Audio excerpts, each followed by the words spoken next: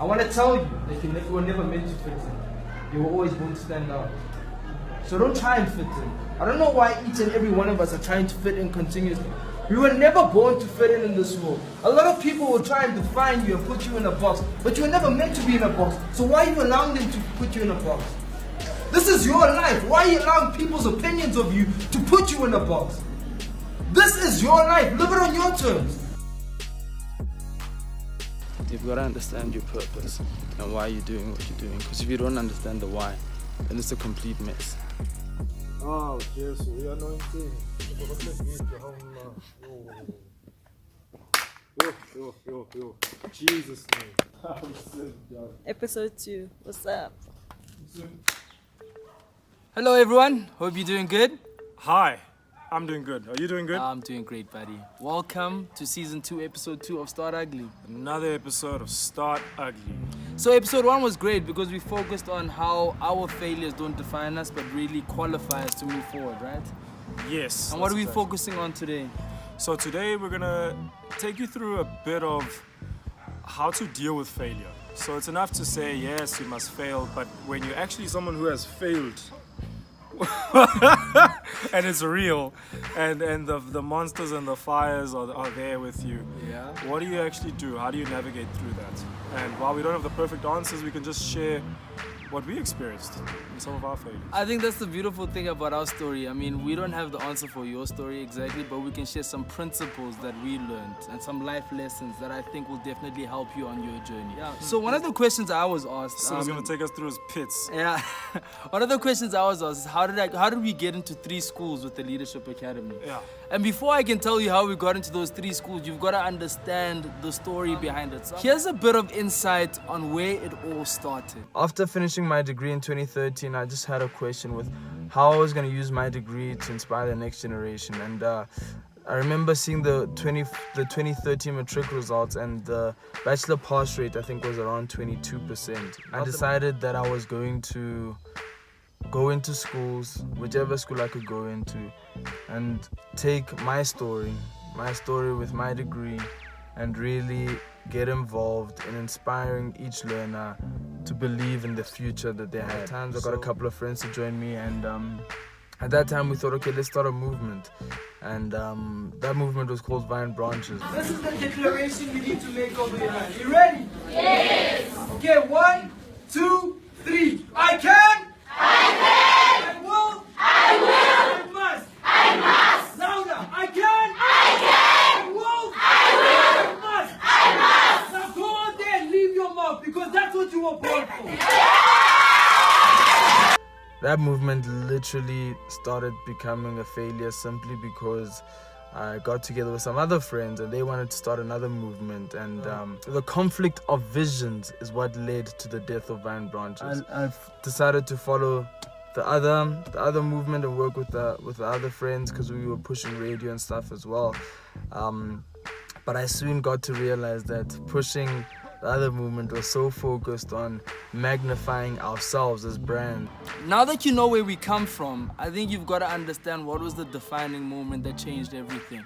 Because there is that moment in every failure where the penny drops and you've got to decide if I'm going to move forward or I'm going to let go.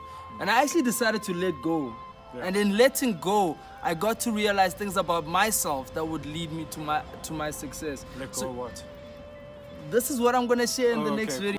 I was building a brand, I was growing, but I felt like I was losing myself. So the first thing that I needed to let go of was my preconceived ideas and notions of who I thought I was. Yes, we are in 3 schools, and in spite of the fact that we are in 3 schools, there is a greater story to that, and that's the failures that I went through. And it's never a failure, it's just a lesson. And I realized first and foremost that wasn't what I was supposed to be doing, and then secondly that there is so much more to who I am and what I'm supposed to be doing. Okay, then you're letting go. Letting go. We're frozen. We're frozen. Yeah, we're letting go. We're not gonna exactly share how I got into the 3 schools in this episode, but in the coming episodes you'll get to know how we bridged from letting go into those 3 schools. There's so much more that's coming, and these 3 schools are just the foundation of greater things to come. So Sonelo, Yeah. share some of your failures with us. Yo. Yeah. From the moment where Bright Spark died Yeah. to where it came back to life, that was Yeah. a very dark period. Yeah, I mean, it was a bit of a journey, and it's easy to feel lost, right? I mean, when you go through all the effort of finding your purpose and going, this is my purpose, this is what I need to do, and then you decide on the things that you should do. When those things get taken away, you're left with a purpose and no outlet, and that can be very, isolating. And depressing. When you feel like you're in a bit of a limbo and a funk, like you try to do things and they don't quite work, but let me tell you the specific things. So look, I mean, regarding Bright Spark, right? I think I've got these perfectionist tendencies that have a good side and a bad side, right? It's very hard for me to build something that I know is not perfect, put it in people's faces and ask for feedback. Because we released Bright Spark, we agreed it would be an MVP. MVP meaning minimum viable product. We released our MVP and the kinds of people who were getting involved with Bright Spark, I just wasn't getting the type of engagement that I thought I would get. A user on Bright Spark. He joined a group that was started by this other guy, the water harvesting idea. So the guy joins, and then the guy asks him, so what's your experience with thermodynamics? And the guy goes, oh no, not much, I'm just here to learn and help me get better. And I was like, no man, that's not what this is. And because it wasn't what I thought I would get, I tried all these things. I wanted to add all these extra features. I kept asking people for advice. So that's where the integration comes. Yes. So if we're targeting the young professional market, it means we need to integrate LinkedIn into the That's platform. more development. Yeah. I think it would just be more of a LinkedIn verified Okay. signature there. Then you can go to their LinkedIn account and check them out. Can we pull their skills? But now, then that's when it's going to be that hectic mess of 50,000 different kind of skills. I was trying to add a whole bunch of features that would hopefully make it more interesting in the eyes of people, and I think it was draining on the rest of the team. And then somewhere along the line, I guess things didn't work out, and I actually blame myself for quite a lot of it. So from my early 20s to like a short while ago, I felt like the stuff that I was giving my energy to were quite speculative, quite unorthodox, and I wasn't doing normal things that people would normally do. And because I wasn't getting the traction that I'd like to get from it, I felt like I was falling behind the pack a bit. So I started studying for the GMAT, and the GMAT kicked my ass. Once kicked my ass, very, very hard, and then the second time kind of kicked my ass. But I kind of snuck. I got a few punches in. Okay, I got A mark. I wasn't happy with the mark. In a nutshell, I had no December. I studied the whole December, no November. A lot of the time I was just studying, which was very draining. I got tired.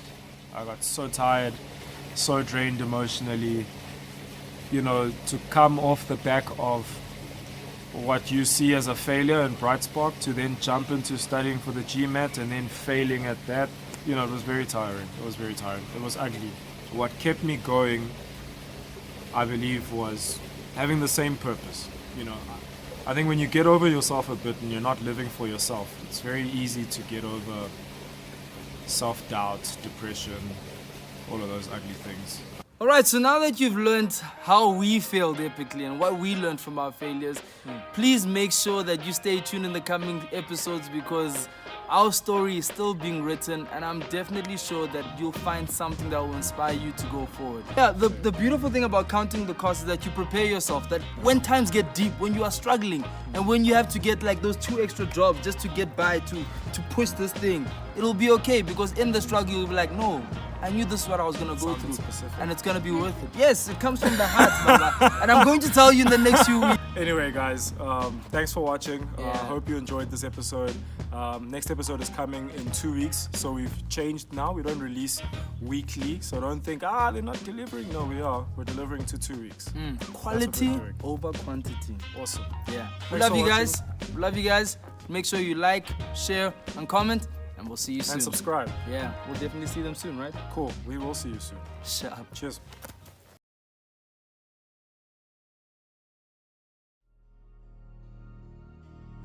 That's amazing, bro. So you're going to Oxford in September? Yeah. Congratulations. Hallelujah.